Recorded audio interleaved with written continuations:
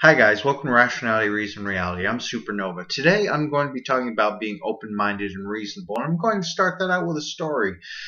There's a YouTuber that I love who goes by the handle of Sisyphus Redeemed. His real name's Garrett Merriam. He's a professor who teaches logic in some college, I don't remember which.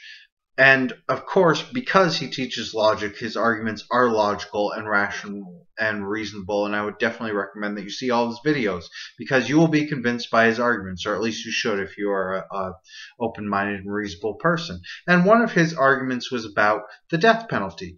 His argument was that innocent people are better off being put on death row than they are in prison because there's a much higher exoneration rate for people who are on death row. They have access to better lawyers, better appeals process.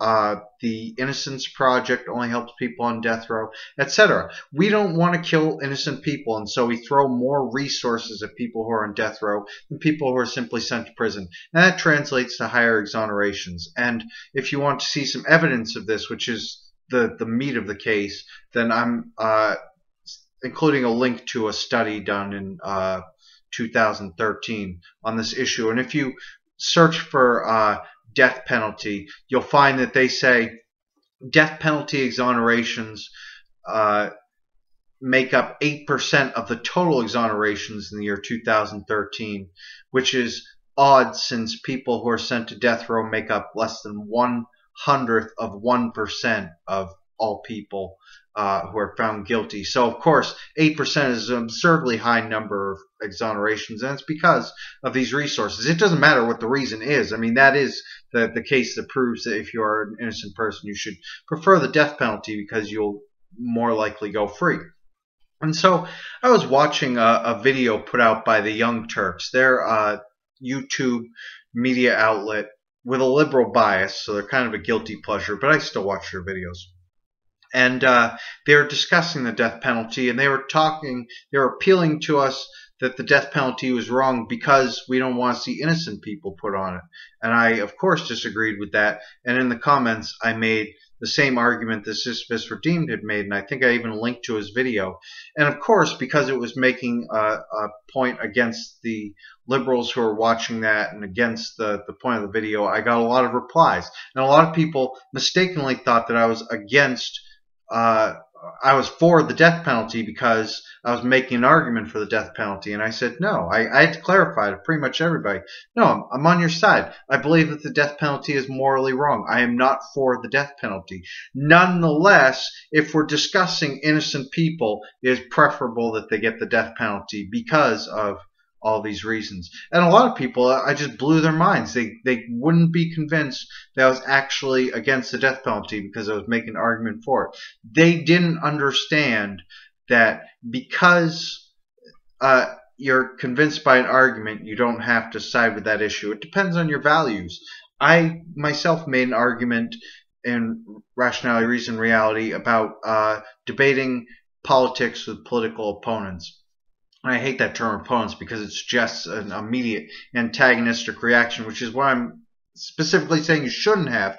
Because, like in the abortion example that I presented there are two different sides, pro-life and pro-choice. I am on the pro-choice side, but nonetheless, I made reasonable arguments for both sides because I think that a rational person could be on either side. Not every argument is for either side. It depends on what you value. And I even made that point. I showed what each political party values and why they would take different sides on that debate. You don't have to go to a video that's put out by somebody who is debating against your side of the issue and immediately think that they must be wrong, because their argument could be right and still unconvincing because it doesn't matter depending on your values. For instance, if you are for economic policies, then you ought to be against the death penalty because it's more expensive than sending people to prison.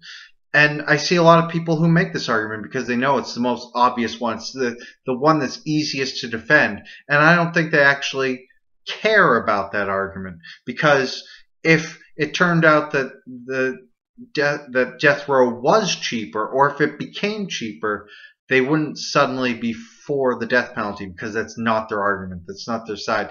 But that's just it. They don't care about how valid the argument is. They just care that it supports their position. They've become entrenched and they've decided this is the side I'm always going to be on because I've already been convinced by arguments, and I can't immediately throw out all those things that I believed before because I'm convinced by this new argument. And you don't have to be. I didn't immediately say, "Oh, the death penalty is super great. I'm totally for it now." You don't have to do that. Not every argument is convincing.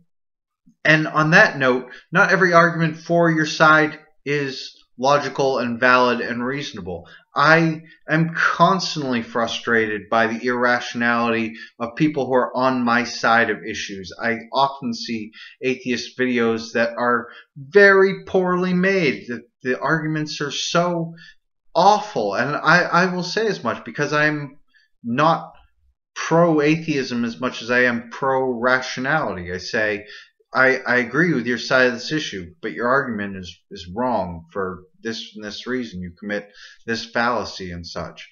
I care about how the argument is constructed.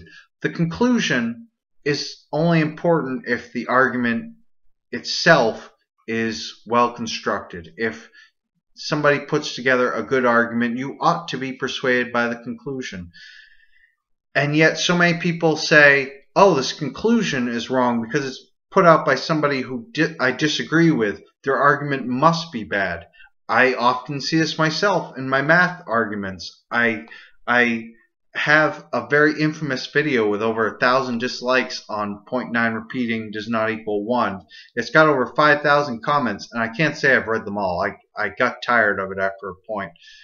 But I have never seen one that said, "Your argument is good, and yet I still believe that 0.9 repeating equals 1. That would be a perfectly rational thing to say. I understand the burden of proof. I know that disproving an argument for 0.9 repeating equals 1 doesn't mean that they're not equal. It just means that argument itself is bad, and one should depend on a different argument that's good.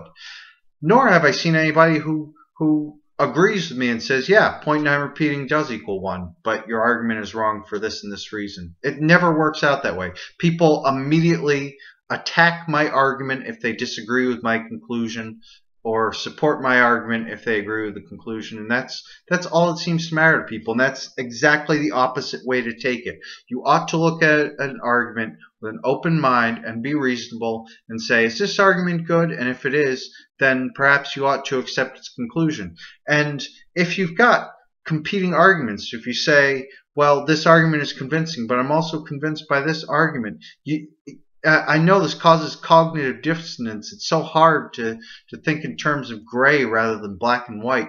But you can agree with somebody's argument. You can say, "That's a good argument, and yet I'm still not going to take your side of the issue." That's a perfectly okay thing to do. Anyway, I hope I've given you some food for thought, and I welcome your comments, and I'll catch you in the next video. Peace.